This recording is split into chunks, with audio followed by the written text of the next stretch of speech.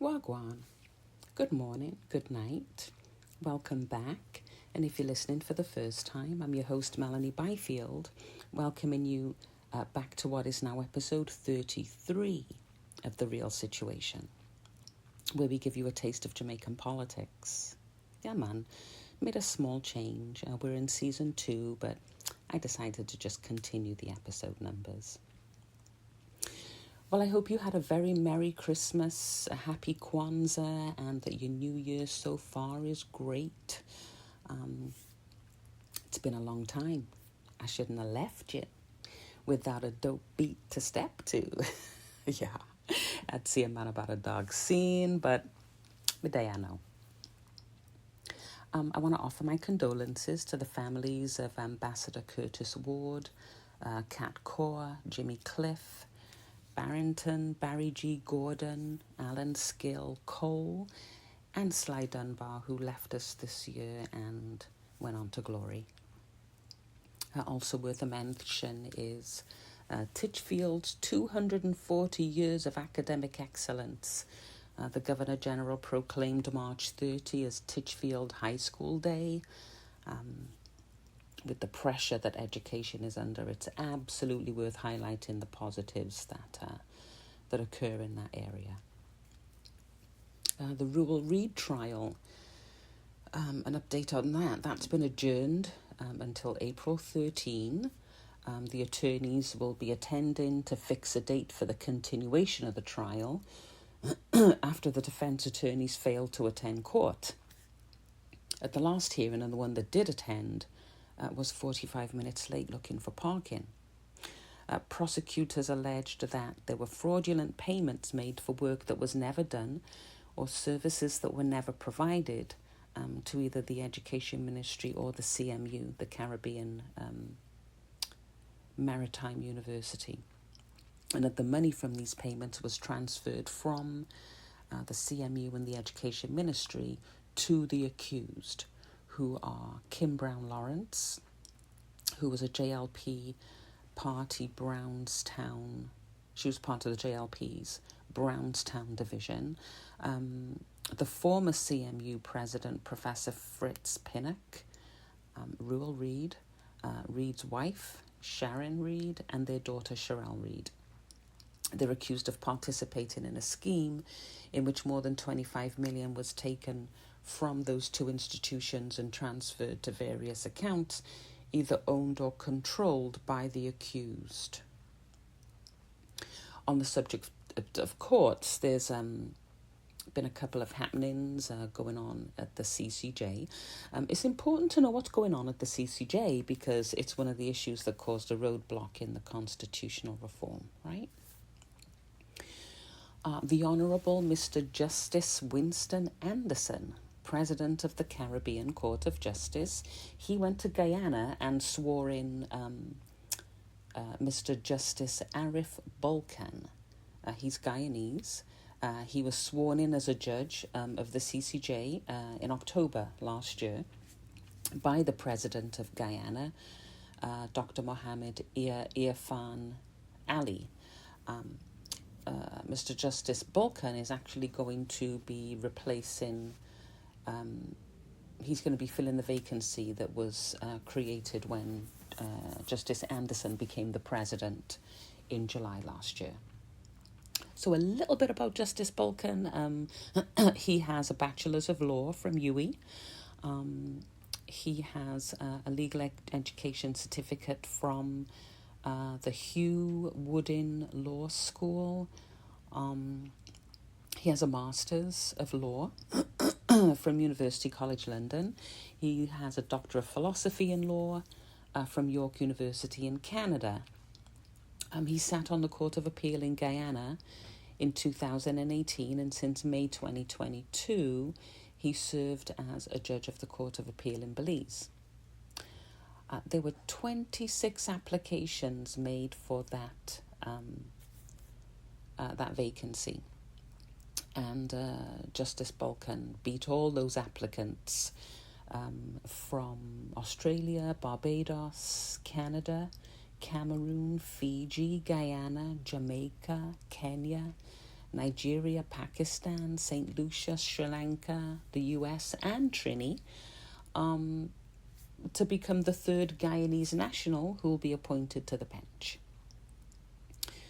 Some more developments at the CCJ. So let me just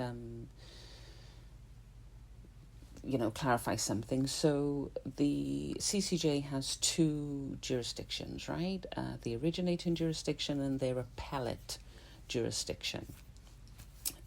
In the originating jurisdiction is Antigua and Barbuda, Barbados, Belize, Dominica, Grenada, Guyana, Jamaica, St. Kitts and Nevis, St. Lucia, St. Vincent and the Grenadines, Suriname, and Trinidad and Tobago, right? And in the appellate jurisdiction is Barbados, Belize, Guyana, Dominica, and St. Lucia.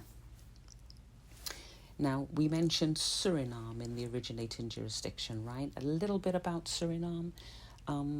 It's in the northern part of South America, but it is considered part of the Caribbean and West Indies. It's the smallest country in South America, both population and territory-wise. It has a little under 613,000 people living there, and the country is about 640,000 square miles. It became, independent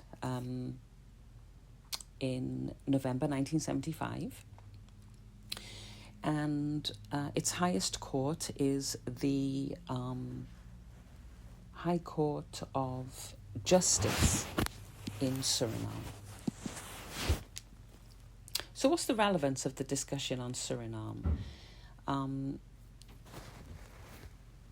What is the relevance? So, in January, a high-level delegation headed up by Justice Winston Anderson attended Suriname, and they made presentations with the possibility, basically, of Suriname ascending to the appellate jurisdiction of the CCJ.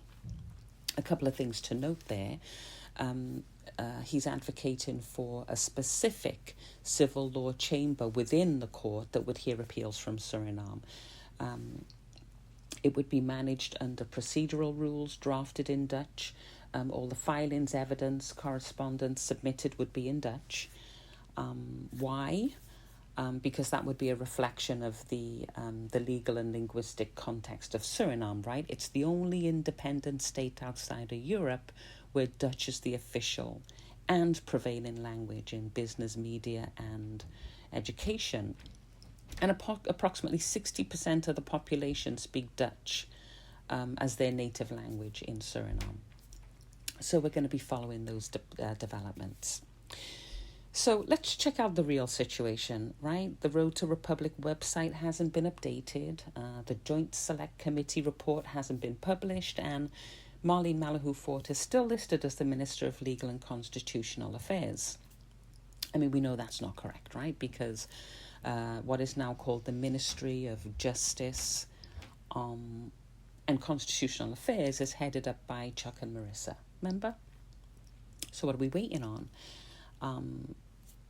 The Prime Minister and the opposition leader were supposed to meet and establish the priorities for the reform process, but it looked like Andrew wanted to send Chuck on his behalf, but Mark would rather deal with the big boss himself, so that's where that is. So, constitutional reform, nothing Naguan. Other than Ms. Dalrymple Filbert handing out some copies of the Consolidated Constitution. No shade. I mean, it's very handy, actually, to have the Constitution and all the amendments in one document, right? But the fact remains. The Porsche park up and it now move. So where do we go from here? Some interesting statements were made by Nikisha Burchell, Marlene Malahoo Fort, and the Prime Minister and Isaac Buchanan.